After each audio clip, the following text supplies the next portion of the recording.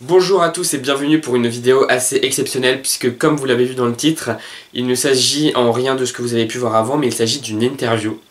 Donc voilà, en 2013, il y a bientôt 2 ans, parce que c'était au Salon du Livre et de la Presse Jeunesse de Montreuil, les éditions Helium m'ont donné la chance d'interviewer une auteure qui s'appelle Susin Nielsen, qui est une auteure canadienne, qui avait publié à l'époque 3, mais maintenant 4 romans chez eux. Donc il s'agit de Dire à Georges Clooney, tu veux pas épouser ma mère, Ambrose Roi du Scrabble et Le journal malgré lui de Henri Larsen, que j'ai tous les 3 chroniqués sur le blog. Et elle vient de publier il y a un mois, le 15 avril, On est tous faits de molécules. Donc à la base c'était une interview pour le journal d'Henri Larsen et ses autres romans. Du coup comme j'ai eu pas mal de retard, donc elle parlait anglais, donc j'avais filmé, j'avais commencé à traduire, à mettre des sous-titres et tout, mais c'était assez difficile. Et j'étais quand même moins fort en anglais à l'époque que maintenant. Et du coup je m'étais un peu découragé, j'avais laissé tomber ça. Et là je me suis dit bon, ça suffit, il faut s'y remettre. Donc je m'y suis remis, comme ça je vais pouvoir publier l'interview le lendemain de ma chronique. Donc je mets ma chronique de ce roman en barre d'infos, ainsi que toutes les autres, mais notamment celui-ci qui vient de paraître. Donc On est tous faits de molécules, c'est un roman vraiment très touchant, qui est raconté comme tous ces autres romans sous le point de vue d'un enfant, d'un préadolescent on va dire, parce qu'il a, il a 12 ans je crois, et l'autre personnage, parce que cette fois-ci c'est avec 2 voix, a 13 ans, et donc c'est l'histoire d'une famille recomposée, et on voit les 2 points de vue qui sont totalement différents, mais qui vont se confronter, se rejoindre, et enfin les deux histoires se confrontent, mais en même temps elles vont, comment dire, les 2 enfants se confrontent, mais ils vont finir par s'apprécier. Et donc c'est l'histoire de cette famille qui se construit, et c'est vraiment, vraiment très touchant, et avec 2 points de vue sincères qui ont un regard sur le monde tout à fait, je vais pas répéter touchant, parce que je l'ai déjà dit plein de fois, mais émouvant. Donc voilà, je vais pas trop m'éterniser sur cette intro, parce que l'interview derrière est déjà longue. S'il y a des petites erreurs de traduction, s'il y a des trucs que j'ai mal traduits ou pas traduits, désolé, je suis pas encore hyper méga fort en anglais, en traduction, tout ça. Mais voilà, l'interview est assez intéressante, donc je vous invite à rester et surtout à découvrir les romans de cet auteur qui sont jeunesse, mais qui, je pense, peuvent toucher n'importe quel lecteur parce qu'on s'y retrouve dans le point de vue de ses enfants. Et nous, on a quand même moi j'ai que 18 ans, mais on peut avoir un point de vue un peu plus extérieur qui donne sur le roman un autre regard. Donc voilà, je vous invite à découvrir ces 4 romans, cet auteur, mais aussi cette maison d'édition qui publie des romans très jolis. Et voilà, je vais arrêter de parler, je laisse place à l'interview.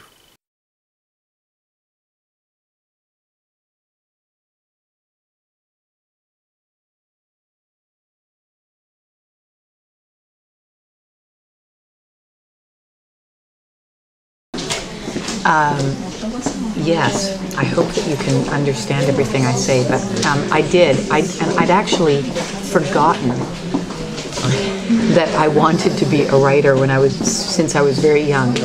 But then after my first book in English was published, Word Nerd, Moi Ambrose Roi du Scrabble, I found boxes of my diaries at home in our garage, and I found the first diary I ever kept, and the very first paragraph from that diary, this is a true story, I have the diary at home. I almost brought it to France, but I was worried if it got lost or something. I wrote it when I was 11, and it says, "This is the first day I've really written in a diary. The reason I am is because I love writing stories, and if I do grow up to be a famous writer and later die, and they want to get a story of my life, I guess I should keep a diary." Woody Allen style. That was the opening paragraph. But also I think it sounds very arrogant. Do you know what arrogant means?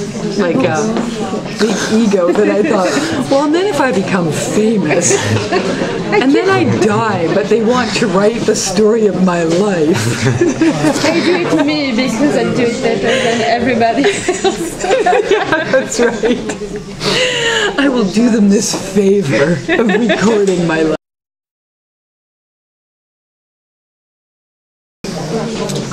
I've been writing for television from quite a young age, but how I became an author, okay, well, when I was first writing for television, I wrote for a show called Degrassi Junior High, and it was here in France. What was it called here? Degrassi. Yes. Degrassi, yeah. And but it was very popular, the show in Canada and around the world. It sold all over the world, and they also did books based on the different characters. And I wrote 4 of the books in the series. I mean, it was a terrible deal for me. I just got a little bit of money, and that was it, you know. But I wrote, the characters were Snake, Shane, Wheels, and Melanie.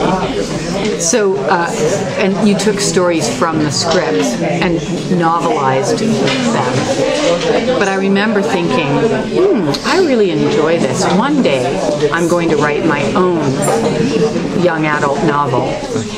And then it just took me many years because I worked fairly steadily in the TV business, and then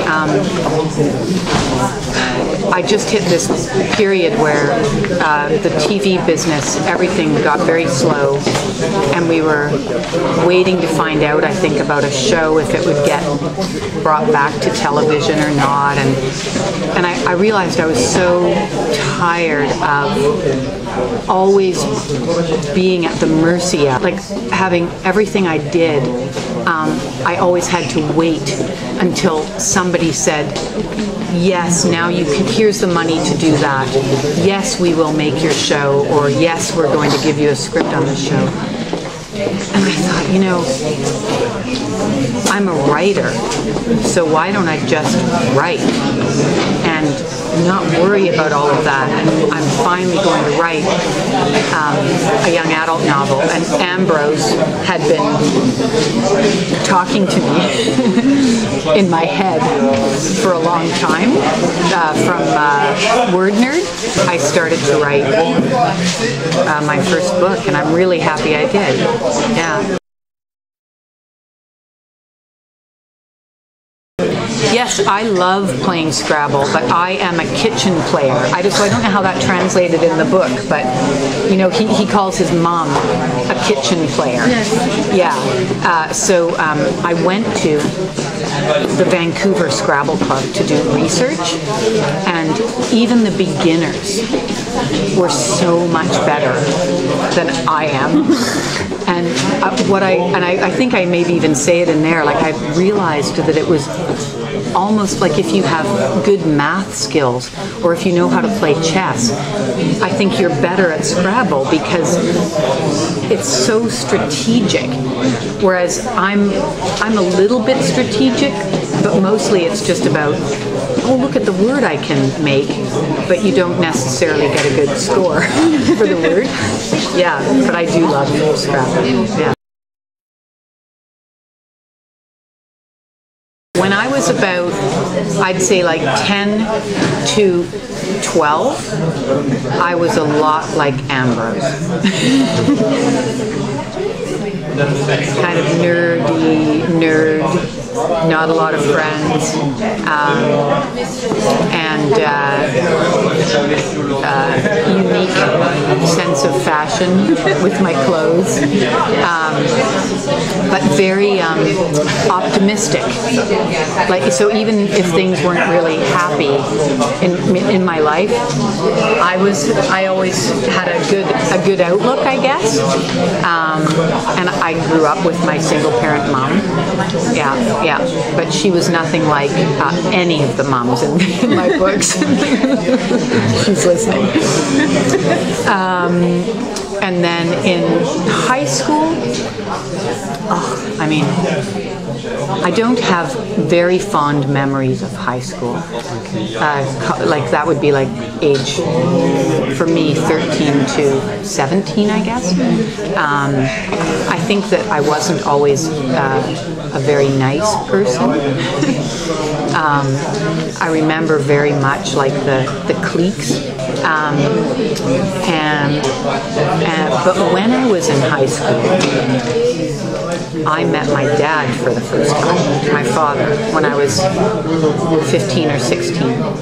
And I met my half-brother and half-sister for the first time.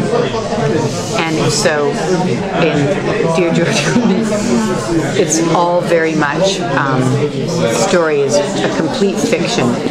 But I could really relate to Violet and all of her emotions. And when I would see my dad, I was very horrible for the first few years. I made his life miserable when we would go on family holidays and things, because I felt very resentful that he hadn't been in touch before that point.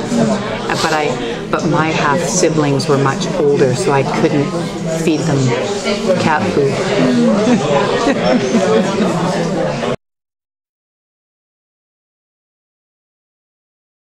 Not really, not on the page. I build them in my head. But then really I just start writing, and then the character starts to come to life the more I write, and then I'll go back and rewrite when I know more about the character. But yeah, I don't do any, I don't write like character descriptions ahead of time. No, I don't actually, and the reason is that in TV, it's so structured, and you do chronologies and like scene by scene describe what's going to happen. And so for me, what I like about writing the books is that it's very liberating for me. It's like freedom. So I have an idea again in my head. I think, okay, I always know my books are going to end on a fairly optimistic note, like a reasonably happy note. But I don't always really know where they're going completely. And sometimes the characters dictate it. Like the more I get into the book and the more I understand the characters. Sometimes if I think I'm going this way and then the character takes me this way, yeah. It's definitely a choice, although I think I couldn't write anything these days that doesn't have humor. When I was younger, in college, I wrote a lot of very earnest, depressing poetry and stories. No humor at all. With vampire. I recently read one of my poems. I was doing a speech for a bunch of other writers, and I read one of the poems I wrote when I was in high school. It was called Suicide. That was the name of the poem. It was really subtle. So I think I've developed my sense of humor, but I like my books to have. I love that balance because I like reading things like that too. I don't know. I can't read. I do read sometimes, but like things that are only so depressing and there's no humor at all. Sometimes I find that hard going. Yeah.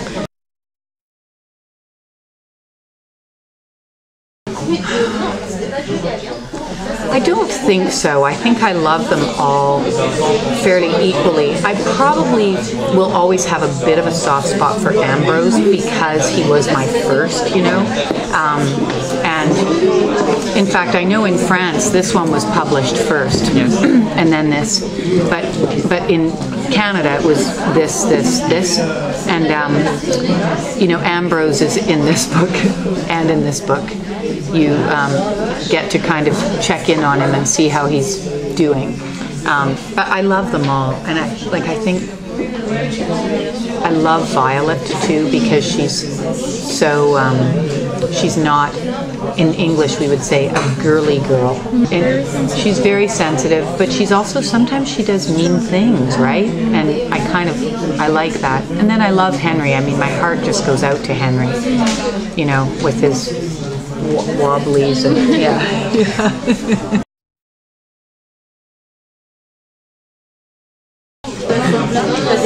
I'm not sure, but I really do think that a part of me, I think a part of me, my brain stopped maturing or growing when I was about 13.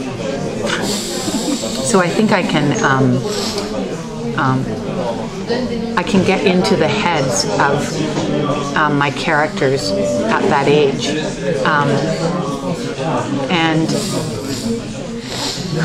I mean, a lot of the writing I did in my early years of TV, it was a lot of youth series. It was for young people, a lot of the shows I did.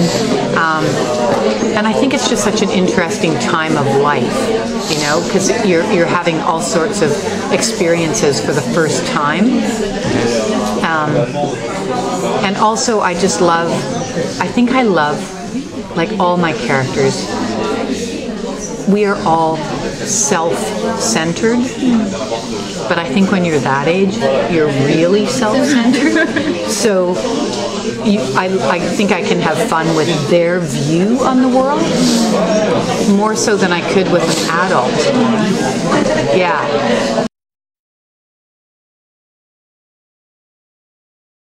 Yes, my next book, which I've written, the manuscript. It is two narrators, one boy, 13, and one girl, 14. So they're getting a tiny bit older. I think this is the first 14-year-old I have, so I'm going up in 1 year increments. But yeah, same age group. And also first person, like told in their voice. Yeah.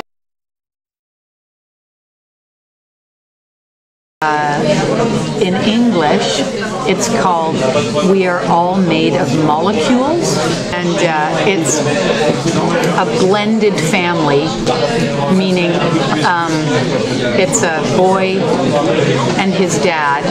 Mom has died of cancer, and a woman and her daughter, who's her husband, or the daughter's dad, left the family. They got divorced because he came out of the closet, we say. He announced that he was gay. And so dad and mom have fallen in love over the subsequent period, and now dad and son are moving in with mom and daughter. And the boy is very bright, gifted, we say, but socially not very good. And the girl is Ashley from this book, who was one of the Thing 1 and Thing 2. I don't know how it translated, but she was one of the mean girls who kind of bullied Violet, and Violet punched her in the nose. Yeah. So Ashley is the second narrator. So she is socially very smart, but not intellectually smart. And so it's the story of these two trying to form a new family. Stuart and Ashley.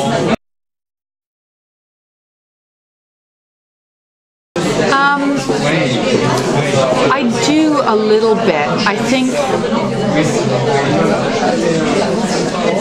I I think this is probably my strongest book. Maybe it's only because it has that element that I think it's, I don't know, I always think they're fine when they're done, but then sometimes it's the reaction of other people. I never go back and reread them. I would never go and read them again. So, but it would be interesting to read this one and and see if I can notice a change, you know? They don't, I'll tell you, they don't get easier to write. That's still really hard. But maybe a few things get easier.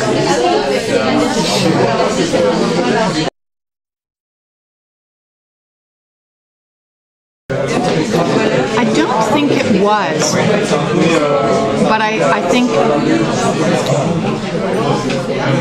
think that now